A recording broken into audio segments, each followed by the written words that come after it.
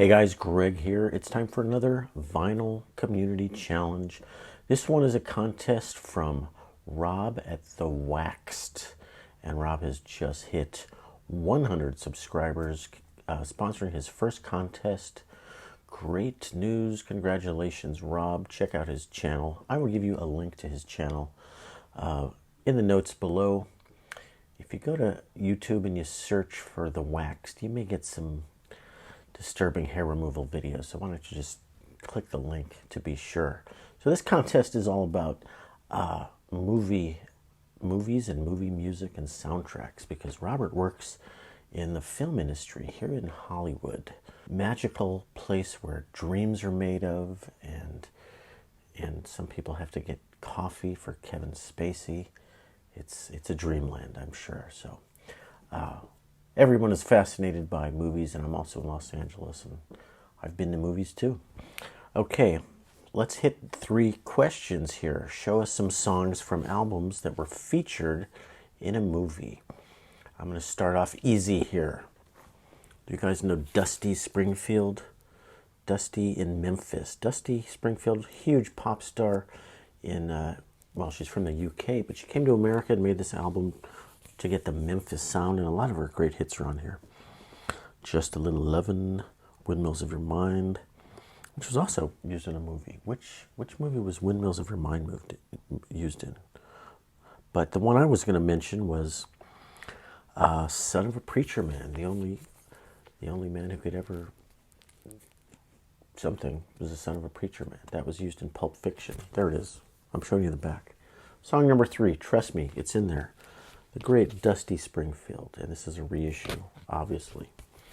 Okay, now we're going to get deep on some movie stuff here.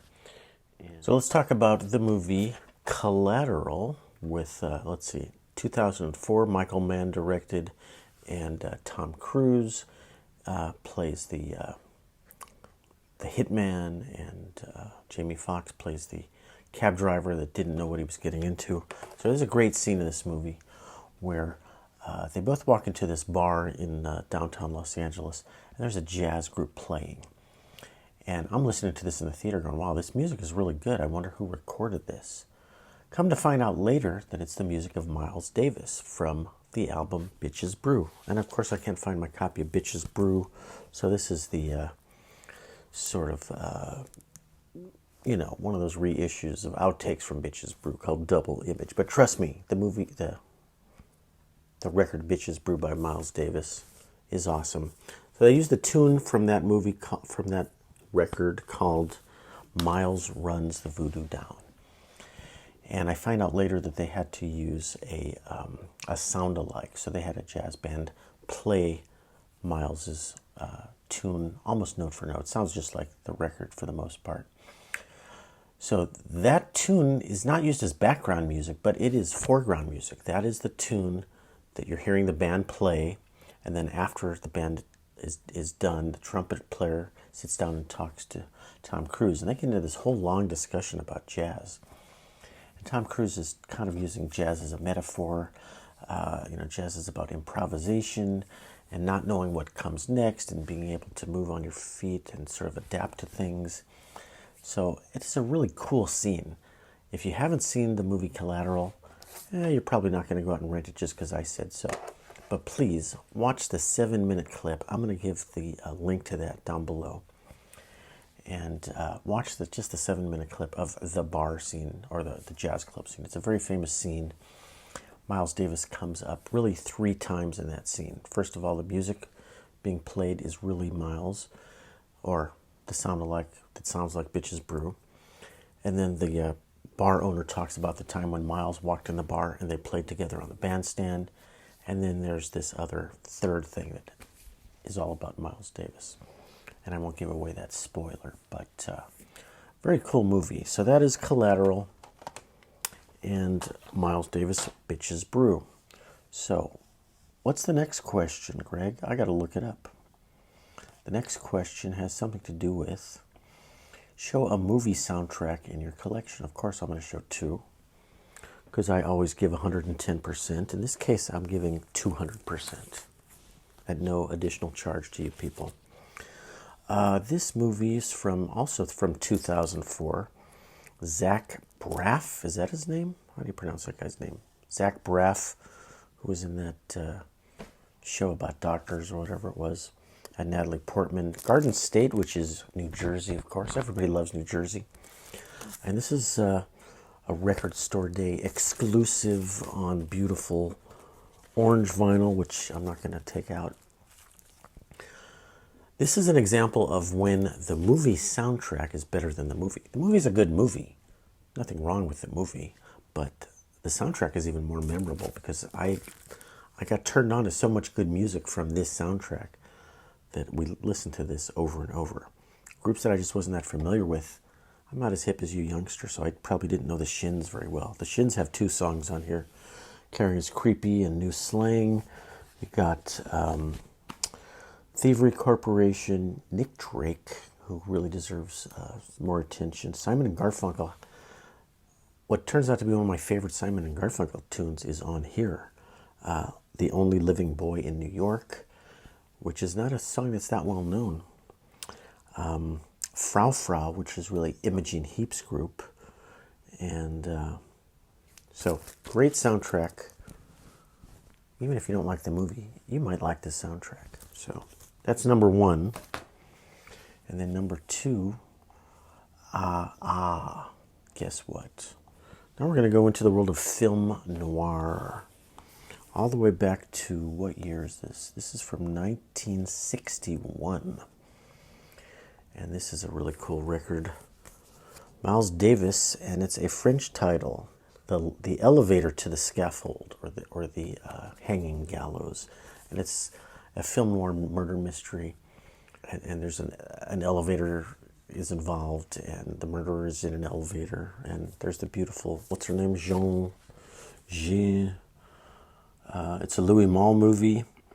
And it's got Barney Weiland on tenor sax. So the deal is with this movie soundtrack, this is one of Miles Davis's best records, according to some people. I would tend to agree. It's not that well known a record because it's not on one of his regular labels. But supposedly Miles went into the studio and watched the movie and just kind of reacted to it and sketched out some notes, and they turned it into a soundtrack after just a couple of days.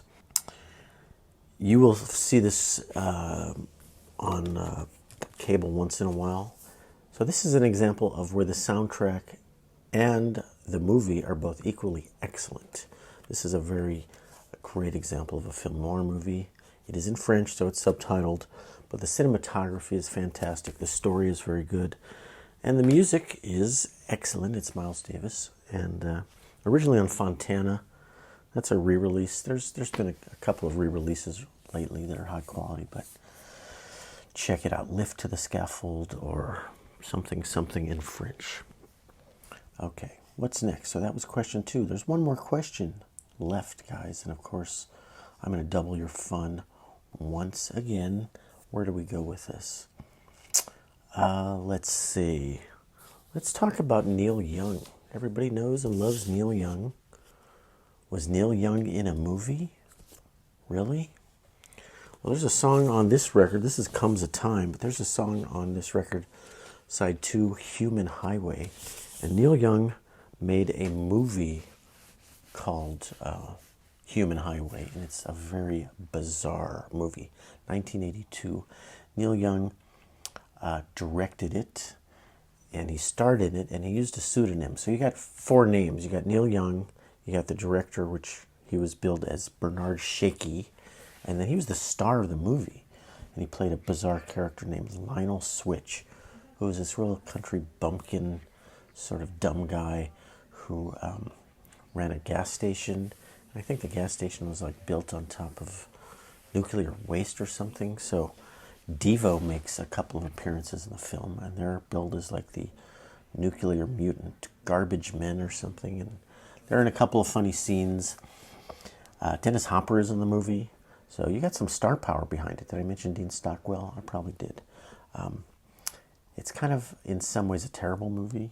I mean, it's kind of a cult classic midnight movie type thing, but there's a great scene. Maybe I'll show a clip. Neil Young has an alter ego.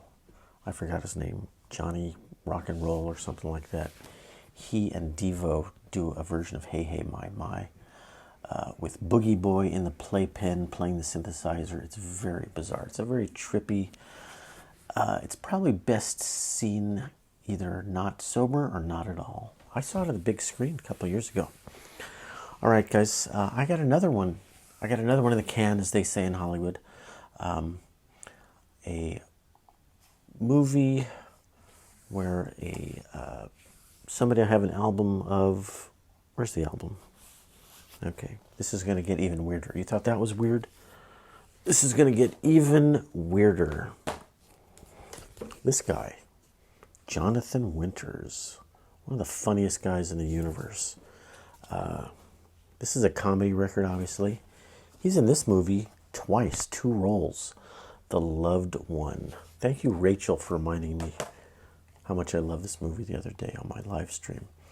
The Loved One, what was that, I forget, 60-something. I should have wrote that down.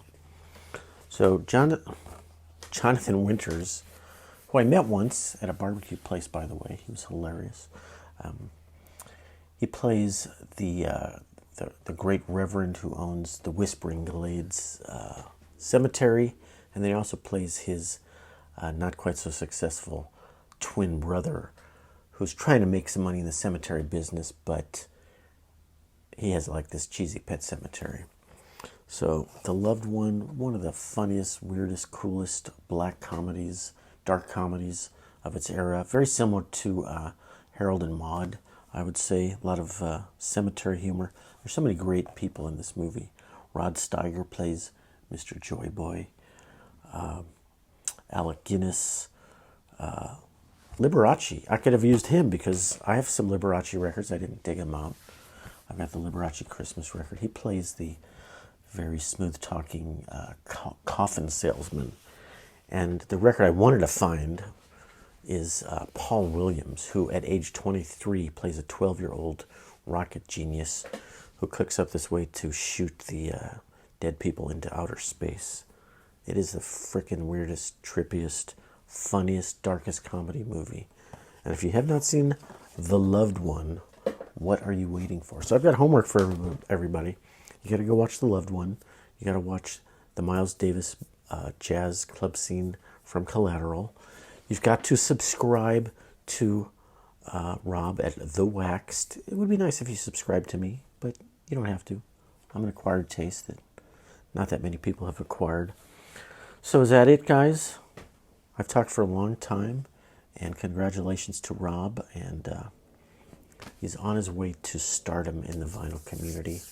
I feel it right, yeah, down here. I think I feel something. So that's it for Greg, the vinyl rundown. Oh, I'm going to plug myself some more, and Rob at the Waxed. We're both on Instagram. You should follow us on Instagram. I love interacting with you guys, and we just show albums on Instagram and stuff. Instagram, and I've got Twitter with the same name, and I'm not sure what's going on with TikTok. And I'm on Clubhouse. You guys should check out Clubhouse. It's very cool. I talk with people about music all the time. I was in a room with Bootsy Collins the other day. Seriously, Bootsy Collins. So how cool is that? That's enough for me, guys. Thank you for watching. Keep the vinyl spinning. Seacrest out.